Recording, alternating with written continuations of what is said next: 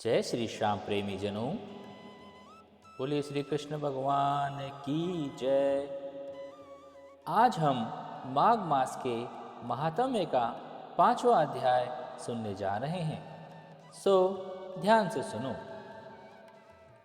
दत्तात्रेय जी कहने लगे कि हे राजन, एक प्राचीन इतिहास कहता हूँ। भृगुवंश में ऋषिका नाम की एक ब्राह्मणी थी जो बाल्यकाल में ही विधवा हो गई थी। वह रेवा नदी के किनारे विंध्याचल पर्वत के नीचे तपस्या करने लगी। वह जितेंद्रिय, सत्यवक्ता, सुशील, दानशीलता तथा तप करके देह को सुखाने वाली थी। वह अग्नि में आहुति देकर उच्च वृत्ति द्वारा छठे काल में भोजन करती थी।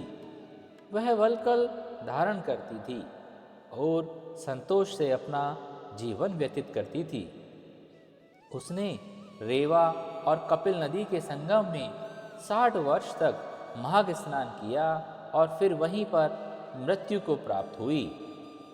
माघ स्नान के फल से वह दिव्य 4000 वर्ष तक विष्णु लोक में वास करके सुंद और उपसुंद दैत्यों का नाश करने के लिए ब्रह्मा द्वारा तिलोत्तमा नाम की अप्सरा के रूप में ब्रह्मलोक में उत्पन्न हुई।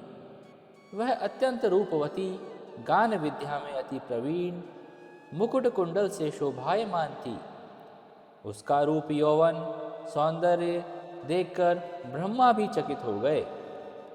वह तिलोत्तमा रेवा नदी के पवित्र जल में स्नान करके वन में बैठी थी। तब सुंद व उपसुंद के सैनिकों ने चंद्रमा के समान उस रूपवती को देखकर अपने राजा सुंद और उपसुंद से उसके रूप की शोभा का वर्णन किया और कहने लगे कि कामदेव को लज्जित करने वाली ऐसी परम सुंदरी हमने कभी नहीं देखी। आप भी चलकर देखें।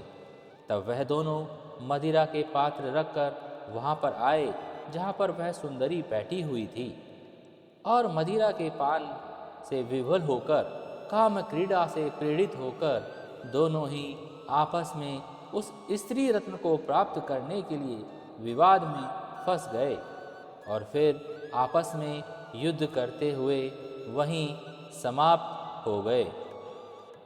उन दोनों को मरा हुआ देखकर उनके सैनिकों ने बड़ा कोलाहल मचाया, और जब तिलोत्तमा काल रात्रि के समान उनको पर्वत से गिराती हुई दशों दिशाओं को प्रकाशमान करती हुई आकाश में चली गई और देव कार्य सिद्ध करके ब्रह्म के सामने आई, तो ब्रह्मा जी ने प्रसन्नता से कहा, हे चंद्रवती, मैंने तुझको सूर्य के रथ पर स्थान दिया।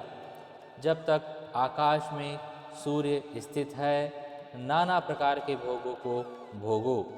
सो हे राजन, वह ब्राह्मणी अब भी सूर्य के रथ पर माघ मास के स्नान के उत्तम भोगों को भोग रही है। इसलिए श्रद्धावान पुरुषों उत्तम गति पाने के लिए यत्न के साथ माघ मास में विधि पूर्वक स्नान करना चाहिए। बोलिए श्री कृष्ण भगवान की जय। इति पंचमोऽध्यायः। जय श्री श्याम प्रेमी जनों।